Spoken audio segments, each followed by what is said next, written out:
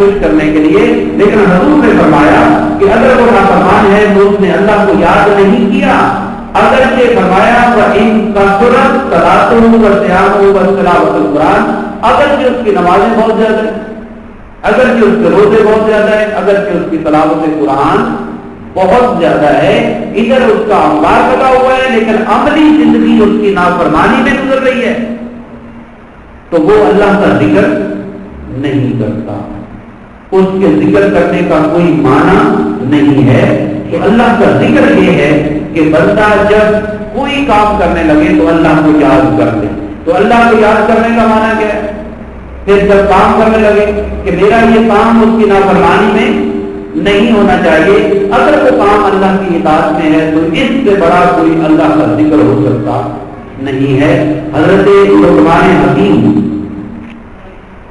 جب اپنے بیٹے کو نصیحت کرتے ہیں تو اس میں وہ فرماتے ہیں کہ اے بیٹا، جب تم اللہ کا ذکر کرے، جب تم ذکر کرنے والوں کو دیکھے، جب تم اللہ کا ذکر کرنے والوں کو دیکھے تو ان کے ساتھ بیٹھ جاؤ۔ ان کے ساتھ کیا کرو؟ بیٹھ جاؤ۔ اس لیے کہ اگر تم عالم دین ہو تو تجھے تیرا علم نفع دے گا، ان کے پاس بیٹھ کر تمہیں فائدہ ہوگا۔ اگر تو جائے رہے تو تجھے وہ تعلیم دیں گے، کیا دیں گے؟ اس کا مطلب یہ ہے کہ یہ ذاکرین جو ہیں یہ وہ ذاکرین نہیں ہیں جو جھوم جھوم کر اللہ ہوتا ہے، جو تعلیم دے رہے ہیں، اس کا مطلب ہے یہ اور ذاکرین ہیں، اور ان کا ذکر قرآن مجید میں اللہ نے فرمایا ہے کہ تم جب کوئی بات بھول جاؤ، جب تمہیں یاد نہ ہو تو فَاسْأَلُوا أَهْلَ الذِّكْرِ إِن كُنتُمْ لَا تَعْلَمُونَ۔ اگر تمہیں کسی بات کا علم نہیں تو کن سے پوچھو؟ اہل ذکر سے پوچھو۔ کن سے پوچھو؟ یہ نہیں فرمایا اہل علم سے پوچھو، یہ نہیں فرمایا قرآن مجید میں اہل، تو بات کس سے پوچھنی چاہیے؟ ہمارا عقل کیا کہتا ہے؟ علم والے سے پوچھنی چاہیے، لیکن رب فرما رہا ہے کہ جب تمہیں علم نہ ہو کسی بات کا تو کس سے پوچھو؟ اہل ذکر سے پوچھو۔ اس میں جو باریک نقطہ ہے وہ یہ ہے، اہل علم بھول بھی سکتے ہیں لیکن اہل ذکر کبھی بھولتے، وہ ہر وقت یاد رکھتے ہیں، اللہ کو یاد رکھتے ہیں۔ تو جب پوچھنا ہو اہل ذکر سے پوچھو، زندہ دل والوں سے پوچھو، تو فرماتے ہیں کہ وہ تمہیں تعلیم دیں گے۔ اگر ان پر اللہ تعالیٰ کی رحمت برسے گی تو تمہیں بھی حصہ مل جائے گا، ان پر اللہ تعالیٰ کی رحمت برسے گی تو کیا ہوگا؟ تمہیں بھی حصہ مل جائے گا۔ اب ذکر کی یہ 3 کلیات پہلے یہ مکمل کر لیں تو میں آپ کی خدمت میں عرض کرتا ہوں۔ اگر تمہارا گزر ایسی قوم سے ہو جو ذکر سے محروم ہو، ذکر الہی نہ کر رہی ہو، تو ان کے پاس نہ بیٹھنا، گپے لگا رہے ہیں، غور و فکر نہیں کر رہے ہیں، دنیا داری کی باتیں چل رہی ہیں، لفظیات چل رہے ہیں، لطیفے چل رہے ہیں، لیکن آج کل یہ محفل تو ہماری مرغوب محفل ہے نا، بڑی اچھی محفل لگتی ہے، ہمیں یہ خوش ہوتے ہیں، لیکن جہاں اللہ کا ذکر ہو رہا وہاں فارغ بیٹھتے ہیں، فارغ بیٹھتے ہیں، وہاں نہیں۔ لیکن وہاں نہ بیٹھنا، اگر تم جاہل ہو، اگر تم عالم دین ہو تو تیرا علم انہیں نفع نہیں دے گا۔ جو اللہ کے ذکر سے غافل ہے علم اسے نفع نہیں دے گا، اور اگر تم جاہل ہو الٹا اس کی صحبت سے تمہاری جہالت میں اضافہ ہوگا، تمہاری جہالت میں اضافہ ہوگا۔ بلکہ جب ایسے لوگوں پر اللہ کا عذاب غضب ہوگا تمہیں بھی ساتھ بیٹھنے کی مار پڑے گی، تمہارے اوپر بھی عذاب ہوگا۔ اس لیے اللہ تعالیٰ فرماتے ہیں ہمیں اپنا ذکر کرنے والوں سے اللہ رب العزت سے دعا کرنی چاہیے کہ اللہ تعالیٰ ہمیں اپنے ذاکرین میں سے بنائے۔ اس پر سے مولانا نے لکھا صحبت صالح سورہ صالح کنر اور صحبت صالح سورہ صالح کنر، اچھوں کی صحبت تمہیں اچھا بنا دے گی، بروں کی صحبت تمہیں خربوزے کو دیکھ کر خربوزہ رنگ تو پکڑتا ہے، تو جیسی صحبت میں جائیں گے ویسا ہوگا۔ آپ ذکر کے درجات کو دیکھیں تو حضور صلی اللہ علیہ وسلم ایک دن مسجد نبوی شریف میں تشریف لائے، مسجد کے سیٹ میں صحابہ کرام بیٹھے تھے، گروہ کی صورت میں بیٹھے، ایک کے بعد حضور صلی اللہ علیہ وسلم کے، کیونکہ آپ تربیت بتا رہے ہیں کہ یہ کیا کر رہے ہیں دیکھنے کے لیے، دیکھا تو وہ تلاوت قرآن کر رہے ہیں، حضور صلی اللہ علیہ وسلم کچھ آگے چلے گئے دوسرے گروہ کے پاس، دیکھا تو وہ اللہ رب العزت کا ذکر کر رہے ہیں، ذاکرین میں سے ہیں۔ جب تیسرے گروہ کے پاس گئے تو حضور صلی اللہ علیہ وسلم نے دیکھا کہ وہ قرآن مجید کے مسائل اور الفاظ پر غور و فکر کر رہے ہیں، सोच समझ की बातें कर रहे हैं, डिस्कस कर रहे हैं। हज़रत सल्लल्लाहु अलैहि वसल्लम उनके पास तशरीफ फरमा हुए, बैठ गए। आपने फरमाया वो भी काम अच्छा कर रहे हैं लेकिन ये बहुत अच्छा कर रहे हैं।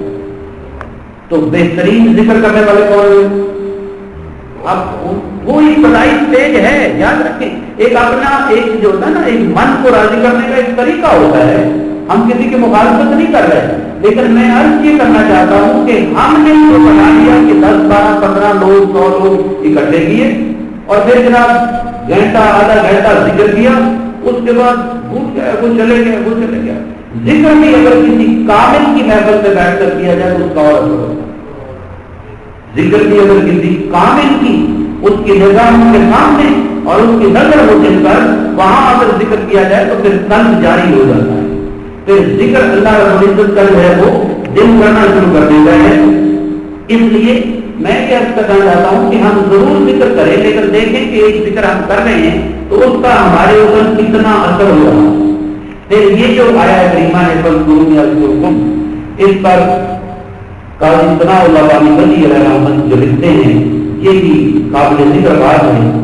फरमाते हैं कि ये जो इमाम गज़ाली ने लिखा कि अल्लाह का जिक्र जो है कभी दिल से कभी दीगर आजाद से अल्लाह ताला की तस्बीह और तौहीद और तलावत कुरान की लिसानी जिक्र है। जैसे कुरान मजीद की इस आयत में है कि खड़े होते हुए जिक्र करो, बैठे हुए जिक्र करो, लेटे हुए जिक्र करो। और ऐसे लोग हैं अल्लज़ीना यबीतूना लिरब्बिहिम सुज्जदन व क़ियाम, ऐसे लोग भी हैं कि वो अल्लाह का जिक्र क़ियाम और सुजूद की हालत में करते हैं, उनकी रातें ऐसे गुजर जाती हैं। ऐसे लोग भी हैं, कुरान में आता है कि वो अला जुनूब हैं, अपनी करवटें लेते हैं तो जिक्र कर रहे होते हैं, सो रहे होते हैं तो उनका जिस्म अल्लाह का जिक्र कर रहा होता है। देखिए ये वो जिक्र पर मदावमत है, दाएं जिक्र में वो लग जाते हैं और उनका अंग अंग जिक्र करता है।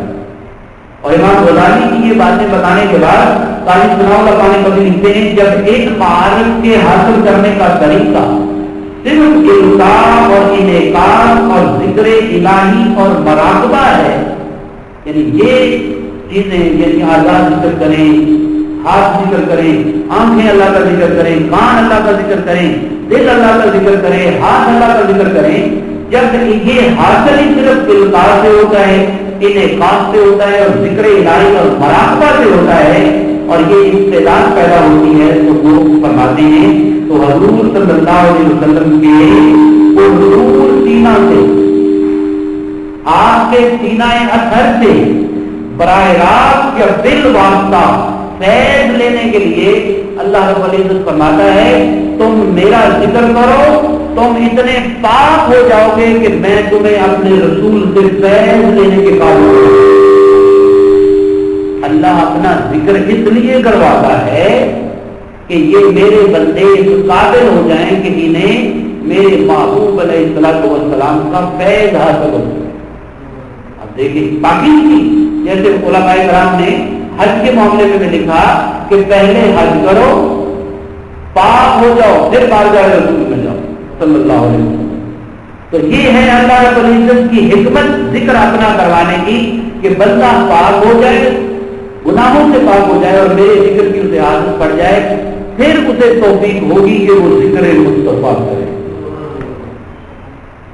ये बड़ी पते की बात है, पहले अल्लाह का जिक्र करे, उसके बाद उसे तौफीक होगी किसकी? जिक्र मुस्तफा सल्लल्लाहु अलैहि वसल्लम करने की। वैसे तौफीक नहीं होगी। उनकी वजह क्या है? इन्नल्लाह व मलाइकतहु युसल्लूना अलन नबी, अल्लाह और उसके सारे फरिश्ते किसका जिक्र करते हैं? हज़रत सल्लल्लाहु अलैहि वसल्लम पर दुरूद और सलाम पढ़ते हैं। अल्लाह अपने महबूब की सिफ़तें बयान करता होगा फरिश्तों के सामने, मेरा महबूब ऐसा है, मेरा महबूब ऐसा है, मेरे महबूब इतने हुस्न वाला है, मेरा महबूब मेरी इतनी इबादत करता है, इतना मुझे चाहता है, इतना मुझे पसंद करता है, मेरे से टूट कर मोहब्बत करता है। अल्लाह रब्बुल इज्जत के जिक्र करने का अपना तरीका है, हम उसको पा सकते नहीं है। तो अल्लाह रब्बुल इज्जत खुद जिस पर रहमतें देखता है उसकी तौफीक बंदे को तब होगी जब बंदा उस मालिक का जिक्र करेगा, तब अपने महबूब से फैज़ देगा, वैसे नहीं देगा। खुदा का जिक्र करे, जिक्र मुस्तफा نہ کرے ہمارے منہ میں ہو ایسی زبان خدا نہ کرے. تو اللہ رب العزت اپنا ذکر اس لیے کرواتا ہے کہ وہ اپنے محبوب سے فیض دینا چاہتا ہے, اپنے محبوب کے ذکر کا فیض دینا چاہتا ہے اپنے بندوں کو. اس لیے اللہ رب العزت فرماتے ہیں کہ جب اس کے محبوب سے پھر بلا واسطہ یا بال واسطہ اس کا القاء قبول ہو جاتا ہے, جب تعلق پیدا ہو جاتا ہے تو پھر کیا ہوتا ہے, اللہ رب العزت کثرت ذکر سے ہی اس مقام پر فائز کرتا ہے جہاں پہ انوار و تجلیات کی بارش ہوتی ہے, انوار و تجلیات کی بارش ہوتی ہے. تو یہ چند حدیث تھی. ویسے تو اس چھوٹی سی کتاب میں ذکر پر کوئی 100 سے زیادہ حدیث ذکر پر لکھی ہوئی ہے, تو آپ سنتے رہتے علماء کرام سے کہ ذکر کی بڑی اہمیت ہے. اور یہاں میں عرض کر دوں پھر ذکر وہی ہے جو عمل کی صورت میں ڈل جاتا ہے. اگر ہم پیشہ ورانہ لوگ, اب دیکھو نا جو لوگ نعت پڑھ رہے ہیں اور اس کے پیچھے ذکر کر رہے ہیں, ایمان سے بتایا وہ ذکر کر رہے ہیں جی ایسے اللہ کا ذکر کرنا چاہیے, پتہ نہیں کہاں سے آواز نکال رہے ہیں. ایک پریکٹس ہے, نہ آپ نکال سکتے ہیں نہ میں نکال سکتا.